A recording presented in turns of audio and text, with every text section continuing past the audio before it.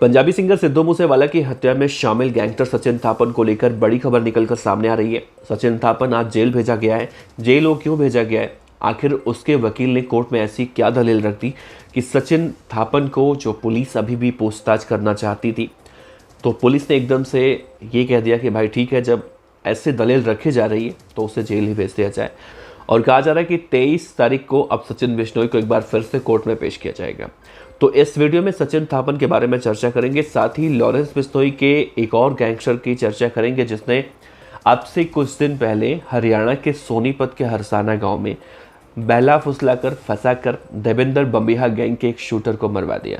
50 लाख में उसका सौदा तय हुआ था। इस केस में जो गैंगस्टर है मोनू डागर, उसे लेकर बड़ा खुलासा हुआ है, उसके बारे में भी अपडेट है। तो इन दोनों खबरों के बारे में इस वीडियो में चर्चा करेंगे। तो उम्मीद करते हैं आप वीडियो के अंत तक बने रहेंगे। नमस्ते, मेरा नाम है देवनाथ और आप देख रहे हैं रोजाना की तरह BDF न्यूज़ की क्राइम सीरीज खलनायक, जिसमें हम आपको सुनाते हैं हर खबरों की अपडेट जो हम आपसे बताते हैं।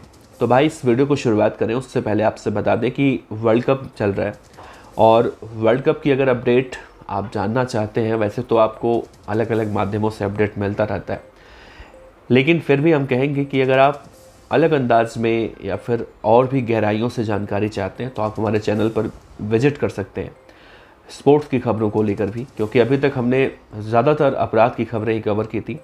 तो हमने एक नया एडिशन शुरू किया है स्पोर्ट्स की खबरों का, तो आप चाहें तो वहाँ पर आ सकते हैं, आपको भी अच्छा लगेगा और हमें भी अच्छा लगेगा, आपके साथ एक नया अनुभव साझा किया जाएगा। तो आइए इस वीडियो की शुरुआत करते हैं। सबसे पहले आप इस तस्वीर को देखिए, इसी का नाम है सचिन थापन। आपने इससे पहले भी बहुत बार इसको देखा होगा, कोई मैं नई बात नहीं बता रहा हूँ। सचिन थापन सबसे पहले उस वक्त चर्चा में आया मेरे लिए जब सिद्धू मूसेवाला की हत्या हुई थी। तो सचिन बिश्नोई ने, सचिन थापन ने एक फ़ोन किया था टीवी चैनल को और कहा था सिद्धू मूसेवाला को हमने मारा, और बहुत सारी बातें उसने बताई थी। ये भी बताया था कि एक के बाद एक सबका नंबर एक दिन आएगा। उसके बाद सचिन बिश्नोई कुछ दिन बाद अजरबैजान से गिरफ्तार हुआ, लेकिन भारत लाते लाते उसे 1 साल से ज़्यादा का वक्त बीत गया और 1 अगस्त 2023 को दिल्ली पुलिस की स्पेशल सेल फाइनली उसे हिंदुस्तान लेकर आ गई। अब सचिन थापन जब से हिंदुस्तान आया तो उसके हुलिये में बदलाव पहली बार देखने को मिला। पहले वो कैसा था, अब कैसा हुआ। दूसरा ये कि उसे दिल्ली पुलिस से लेकर यूपी पुलिस और देश के अलग अलग जगहों पर उसे ले जाया गया, जहाँ जहाँ वो कबूलता गया कि भाई मैं यहाँ जाकर अपराध करता रहा, वहाँ उसे ले जाया गया। ठीक ऐसे ही जब उसने कहा कि सिद्धू मूसेवाला की हत्या से पहले वो यूपी के अयोध्या में एक बाहुबली नेता विकास सिंह के फार्म हाउस पर रुका हुआ था और वहाँ पर बाकायदा हथियार चलाने की ट्रेनिंग उन्होंने ली थी। इसमें कपिल पंडित, सचिन भिवाड़ी, अंकित सिरसा, सारे गैंगस्टर उसमें थे, जिनकी तस्वीर भी बाद में निकलकर सामने आई थी। और विकास सिंह को भी उस वक्त गिरफ्तार किया गया था। विकास सिंह आज भी पुलिस की कस्टडी में है, उसके खिलाफ इस मामले में केस चल रहा है। इसके बाद पंजाब की मानसा पुलिस को सिद्धू मूसेवाला के हत्यारे सचिन थापन की जो है कस्टडी मिली, और कस्टडी मिलने के बाद मानसा की पुलिस ने भी उससे पूछताछ की। तो सचिन बिश्नोई इन पूछताछ से इतना तंग आ गया कि उसके वकील ने अब कोर्ट में ये दलील दे दी कि सचिन बिश्नोई यानी उनके मुवक्किल को अब काला पीलिया हो चुका है और वो किसी भी सवाल का जवाब देने में, कोर्ट में पेशी पर आने में सक्षम नहीं है और उसे अब न्यायिक हिरासत में भेज दिया जाए। बहुत पूछताछ हो चुका है, अब वो थक चुका है। तो कोर्ट ने इसको देखते हुए बाकायदा उससे अब जेल भेज दिया है। आज सचिन बिश्नोई जेल पहुंच चुका है और कहा जा रहा है कि सचिन बिश्नोई को अब 23 तारीख, जो आने वाला 23 है, उसे कोर्ट में वापस से पेश किया जाएगा और उससे और भी बहुत सारी बातें निकलवाई जाएगी। तो ये तो रहा सचिन बिश्नोई का हाल। और सिद्धू मूसेवाला के पिता जो हैं बलकौर सिंह साहब और उनकी मां शरण कौर जी, उन्होंने कहा है कि सिद्धू मूसेवाला हत्या के केस को फास्ट ट्रैक कोर्ट में चलाना चाहिए ताकि जो आरोपी हैं जितने भी, वो सभी जो बाहर घूम रहे हैं, अंदर हैं, उनके खिलाफ सज़ा मुकर्रर हो। खैर, ये मांग सिद्धू मूसेवाला के पिता बहुत दिनों से कर रहे हैं, लेकिन प्रशासन, सरकार उनकी इस मांग को सुनता है या नहीं सुनता है, ये तो आने वाले समय में मालूम चलेगा।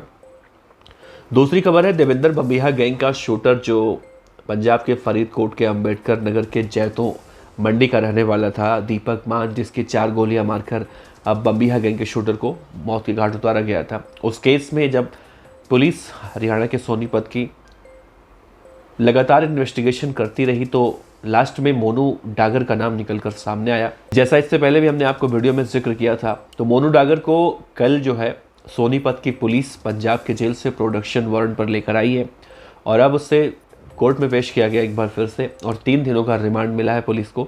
और इन 3 दिनों के दौरान मोनू डागर तमाम खुलासे बम्बिहा गैंग के शूटर दीपक मान को लेकर करेगा, क्योंकि ये कहा जा रहा है कि मोनू डागर बेशक लॉरेंस बिश्नोई गैंग का गैंगस्टर है, लेकिन वो बिचौलिए का काम भी करता है। यानी किसी गैंगस्टर की हत्या भी करवानी हो या किसी की भी हत्या करवानी हो तो वो बिचौलिए की भूमिका निभाता है। अब बिचौलिए की भूमिका को अगर हम आसान भाषा में समझने की कोशिश करें, एक तो बिचौलिया वो होता है जो आम ज़िंदगी में सामने आता है। जैसे मान लीजिए आपने कोई सामान खरीदा, खेत खरीदा या ज़मीन खरीदा, तो उसमें भी एक ब्रोकर होता है, बिचौलिया होता है। तो ठीक उसी से अपराध की दुनिया में भी मोनू डागर बिचौलिए का काम करता है। यानी गोल्डी बराड़ को अगर देवेंद्र बम्बिहा गैंग के बदमाश की हत्या करवानी थी तो उसने एक बिचौलिया चुना मोनू डागर के रूप में और कहा गया कि मोनू डागर ने ही दीपक मान को तमाम तरह के लुभावने वादे करके हरियाणा के सोनीपत बुलाया। और ये भी बात निकल कर सामने आई थी कि उसे हथियार देने के बहाने बुलाया गया था और जब हथियार लेने के बहाने उसे बुलाया गया, वो सोनीपत पहुंचा, वहां से उसे उठाया गया और हरसाना गांव में मारकर उसे खेत में फेंक दिया गया। तो ये है बिचौलिए का रोल और यही सीधे सीधे सिद्धू मूसेवाला के केस में भी सामने आया था।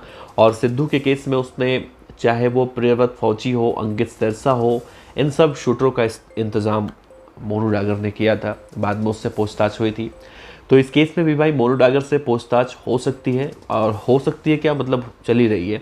अब मोनू डागर क्या खुलासे करता है कि 50 लाख में मरवाया कि 25 लाख में मरवाया, अभी ये सब बातें और आनी बाकी है। फिलहाल इन दोनों केसों में इतना छोटा छोटा अपडेट था तो हमने सोचा आप तक पहुंचाया जाए, साझा किया जाए, क्योंकि आप हर खबर देखते हैं, जुड़े रहते हैं।